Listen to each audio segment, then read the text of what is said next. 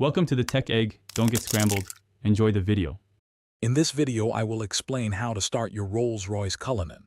First, make sure your vehicle is in park and the parking brake is engaged for safety. Next, locate the key fob slot, usually on the dashboard, and insert your key. Once the key is recognized, firmly press the Start/Stop button. You'll hear the engine purr to life, ready for your journey.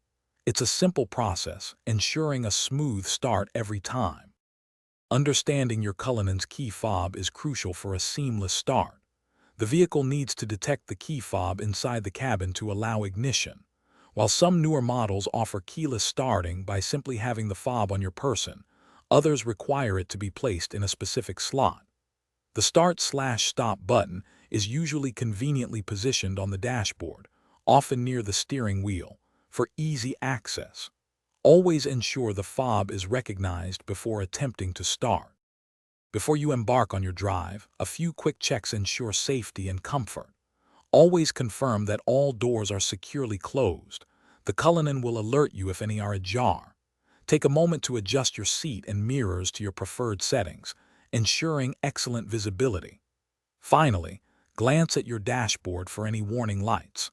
Addressing these before you drive helps prevent potential problems and ensures a smooth, enjoyable experience on the road. With the engine running and your pre-drive checks complete, you're ready to go. Gently select drive or reverse using the elegant gear selector. Remember to release the parking brake before you begin to move. The Cullinan's powerful engine and smooth transmission are designed for an effortless journey. Also, for those who love to read, check out the description below for a link to the new Kindle Paperwhite and other great deals. Enjoy the unparalleled luxury and performance of your Rolls-Royce. Thanks for watching. Consider subscribing if I helped unscramble your problems.